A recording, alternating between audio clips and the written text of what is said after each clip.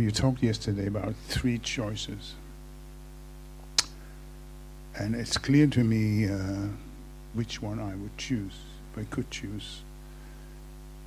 And I may have what may be called grace sometimes. I may have number 2, I may have moments of number 3, but I'm not capable of. It sounded so easy, just choose, you know.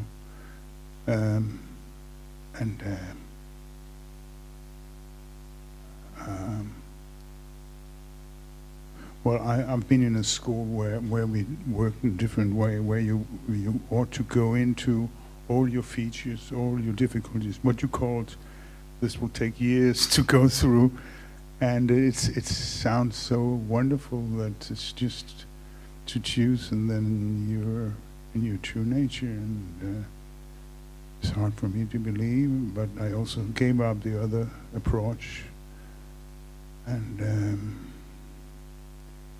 so my question would be, because I'm still stuck in the old teaching, which says that you've got to clear all the veils from what makes it possible for you to be. Because there's so many psychological or deeper things which is in the way of being able to just be. So if I were to ask you now, are you aware? What would you say? I'm yes, aware. How do you know? You're right, but how do you know? Yeah. Well, everything is changing, and I have the memory of what it was like. No. If I ask you, are you now aware? Check before you answer. Just check in your experience. Yeah. Am I aware? I'm aware. Yes. Yes. Okay. Now, where did you go in your experience before you answered yes? You didn't refer to a memory. You didn't say No, yes because not my... right. What did you refer to?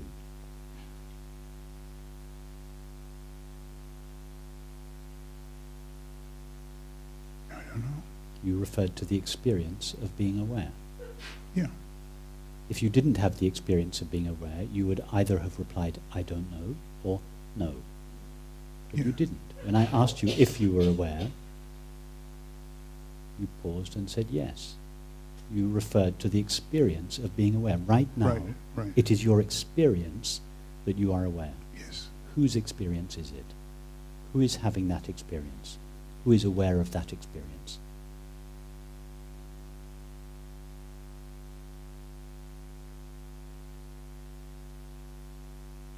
It's just the experience. Yes, but Who? what is it that is aware that there is awareness? It's awareness that is aware of that. Yeah. Whatever it is that is aware, that you are aware, must itself be both present and aware. Yeah. Otherwise, you couldn't claim, I am aware. You know that you are aware. Right. You are aware that you are aware. Yes. You, awareness, are aware that you are aware. Yeah? Right. Now, how much psychological clearing was necessary in order to come to that conclusion? How many years did you have to work on yourself to come to that conclusion? Yeah, I'm sitting with you and this whole group energy, and it's easy to become aware. No. When I asked you the question, are you aware, did you suddenly become aware?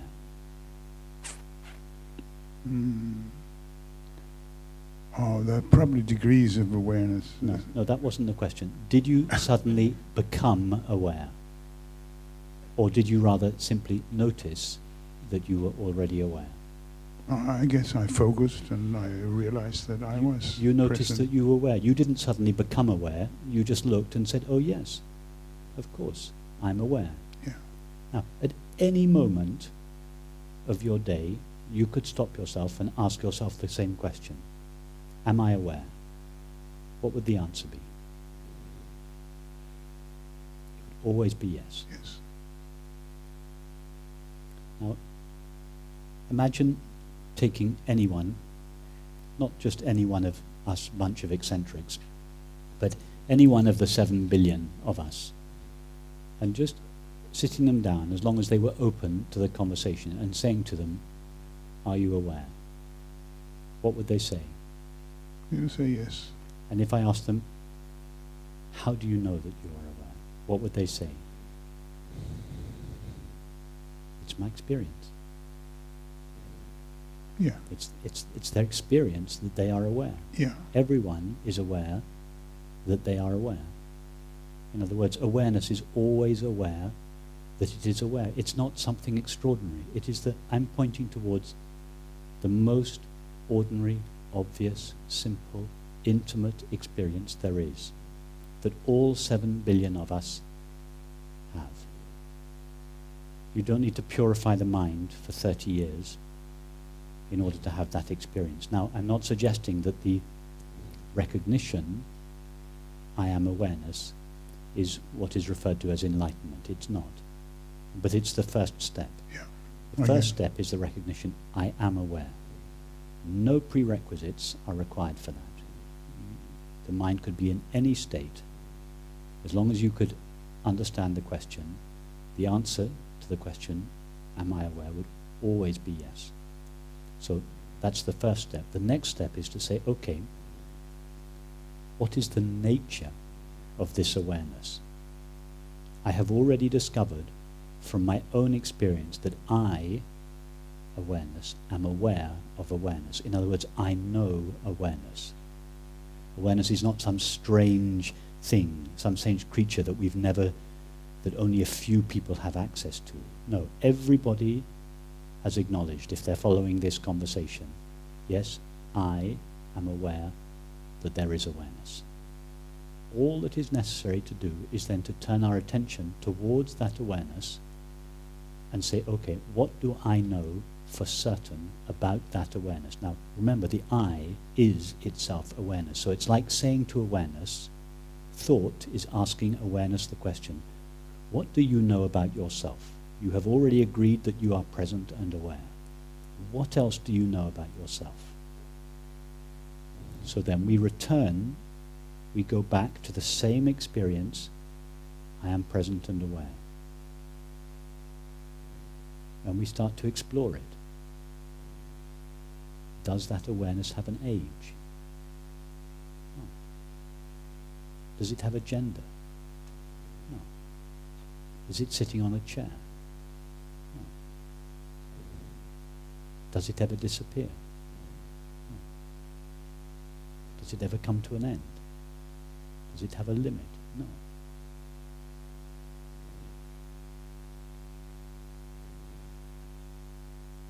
You don't have to purify your mind for 30 years to ask these questions, because you're just asking questions of your innermost self, the self that you always are, that is always with you, that has never left you, that has never been obscured, that has never been impaired.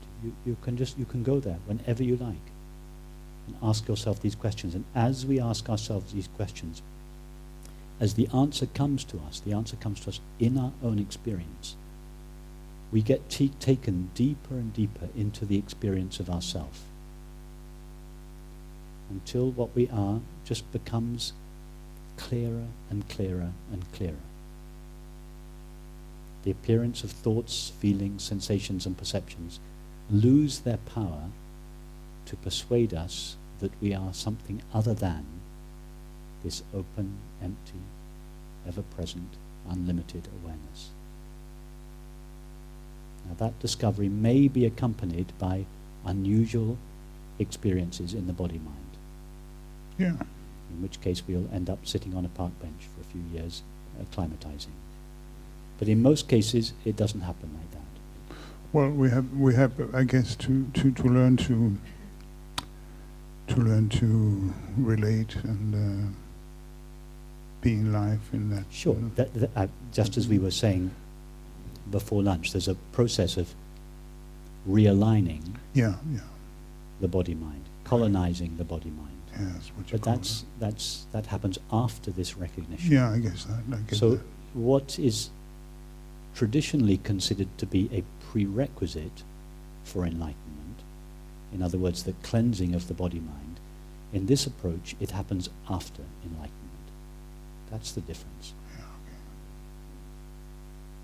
okay. I get it. There is a process that happens. I don't like to use the word enlightenment because it sounds so exotic and colourful. It's just the simple knowing of our own being as it truly is. And then comes the functioning and relating And after. then we have to, there is a process of re-educating the way we think and feel, and subsequently the way we act and relate and perceive. Yeah.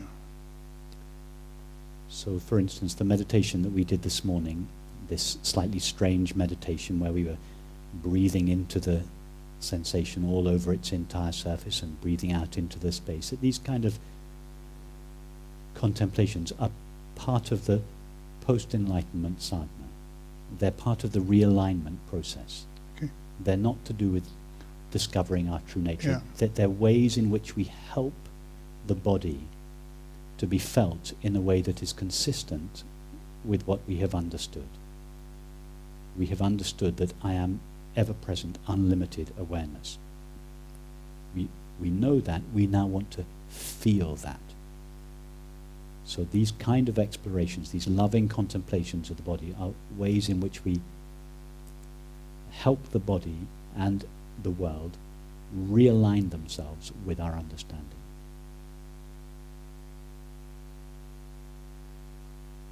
Got it.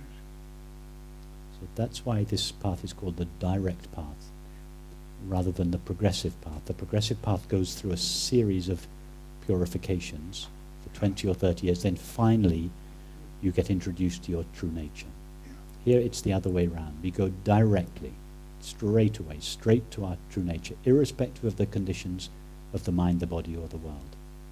We go to our true nature, we notice I am the presence of awareness, then we explore, we take time to ponder the nature of that awareness until it begins to dawn on us its essential nature. And it has three essential qualities. I am ever present, I have no limits, and I am undisturbable. Peace is my nature. Then, having discovered that, we then go back to the body-mind world, and we gradually realign our thoughts, feelings, sensations, and perceptions with this new understanding.